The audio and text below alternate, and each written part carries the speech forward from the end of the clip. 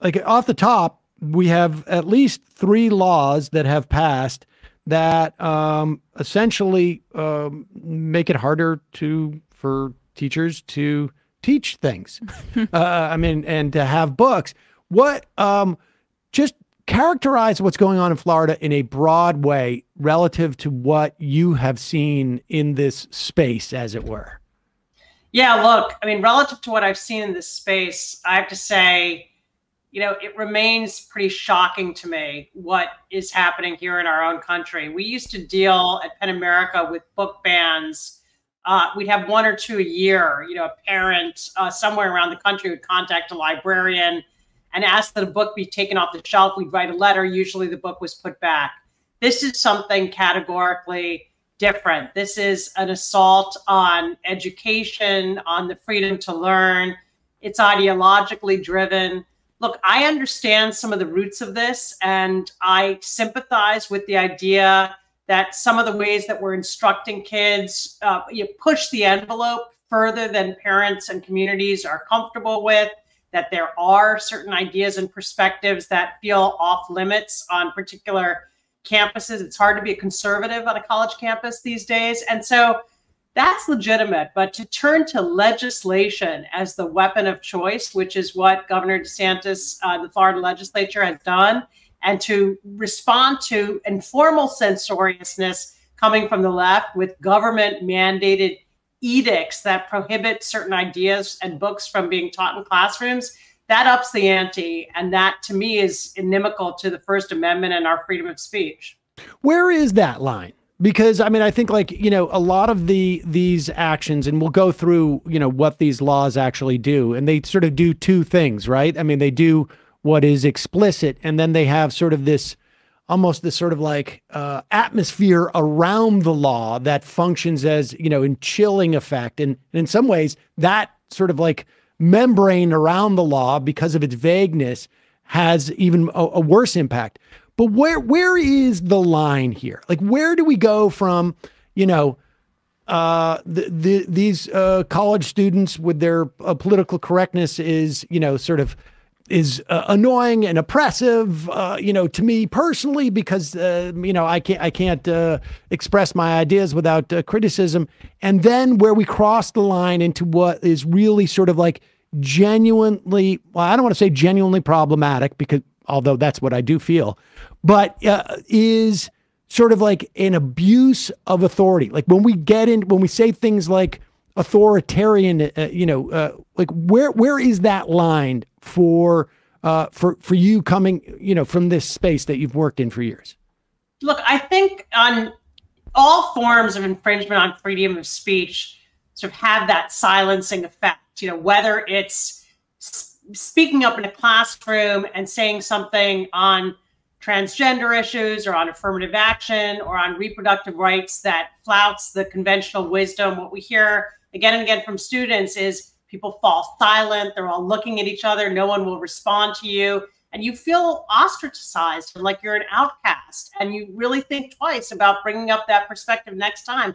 I think that's a serious problem because it's pervasive. And there is a kind of orthodoxy that has set in on a lot of campuses. But, you know, when you really want to talk about crossing over into authoritarianism, to me, that's when you invoke the power of the state. This is not, you know, a social matter where people have kind of come together and they've got an ideology and they're trying to enforce it and propound it among a student body. You know, I think that's problematic, but I think it's a category further. You're going to make a hierarchy of threats to free speech. I don't think there's any question that you have to put state-sponsored legislation, laws at the top of the pyramid, because that's got the force of law. The police can go after you. You might be fined. You might be penalized. If you're on the faculty, you could lose your job. A college could be shut down or taken over, as is happening at the New College of Florida. And so the consequences are really serious. That's not to say on the other side there isn't a problem, but you deal with that problem through dialogue, through ensuring that you have heterodox views on campus, that conservatives have a space to be heard and to organize. So there are other methods that don't involve this very heavy hand of the state. And again, before we get into it, I just want to work this out because I see you're a Harvard Law graduate. I went to BU Law for a year. I had a professor who was farmed out from Harvard because they get to be 70 and they end up coming across the river in Boston. And I once raised my hand and he said, I'm not going to call on the Seder because I know what he's going to say is insidious, divisive, and corrosive. And, you know, I was like, fair. Well, I thought it was a fair thing to say, but I could see like someone else may have felt, intimidated by that, and that would suck. But and certainly I understand the concept of, you guys are, I think what we call like free speech absolutists on some level, or should be. Maybe not quite, maybe that's unfair, but you should be close to that, right? Because this is the principle that you guys are watchdogging. Where, like, how much of but with that said, though, with free speech as a concept in this country, it's different in other countries, right? I mean, because other places don't have a First Amendment. We were talking the other day about, Brazil or Germany, where there's a certain balancing act that goes on in terms of speech and whatnot. But in terms of the concept of free speech, how do you differentiate between a chilling effect because of social peer pressure, which is obviously it's different if a student says this to me versus the teacher, it's different. It still seems to me to be within a realm of social pressure on some level, although it's a little bit different again with the teacher. But where, from as a legal matter, where is there a concept of free speech that doesn't involve the state imposing these type of things?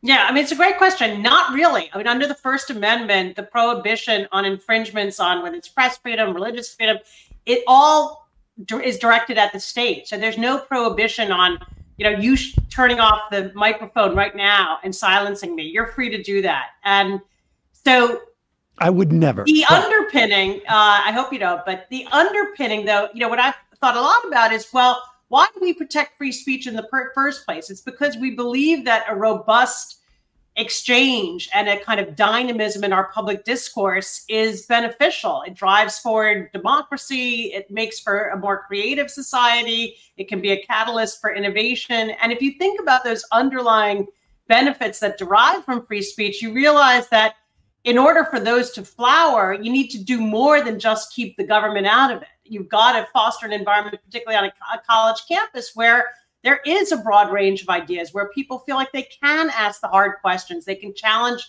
the conventional orthodoxy. They can push back against what's being taught and point in a different direction. And so I think that's important to free speech, but it's not actually really enshrined in the First Amendment, except insofar as the government may not interfere with it.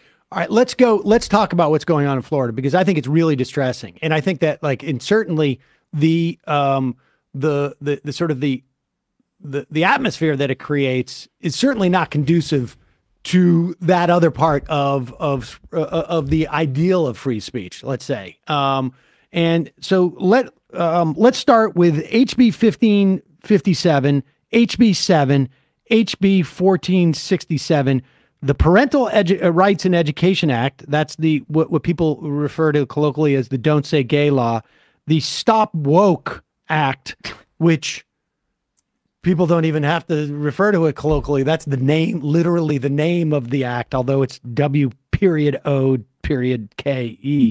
And a mandate that that schools maintain an online database of every book in their collections, so that essentially you can apply the Woke Act and the Don't Say Gay law.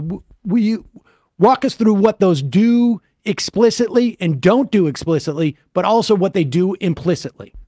Yeah, sure. Let's start with what people call the Don't Say Gay Act. The actual kind of threshold is below third grade, not talking about LGBTQ identities and narratives. And then beyond that age group, doing it only in sort of appropriate ways. And, the argument there is, overlook that some of these concepts are complex. They're sensitive.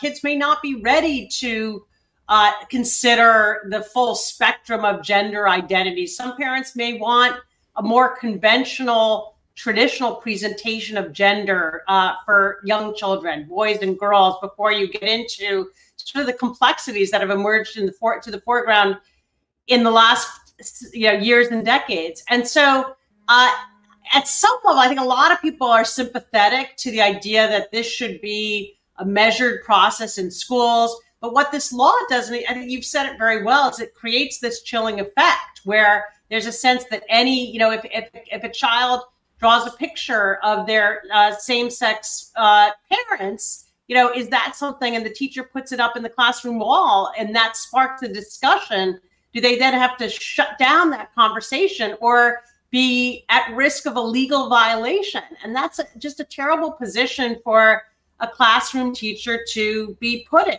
to have to even worry about or think about that when they're leading a class. And that's the point. It is not that what is written down on paper may sound kind of reasonable and kind of measured, but inevitably it sparks this fear, and people realize what it is that the legislature is trying to get at when they enacted this law, and that they're looking for test cases. They're looking to create scapegoats and blame teachers for not adhering to this. And so that's very much the ethos. The Stop Woke Act is kind of similar, but targeting these concepts, what many people call divisive concepts. It really centers on critical race theory is the term that gets used, but it's perspectives on race that could cause people to feel blamed or a sense of accountability for past wrongs, that they're being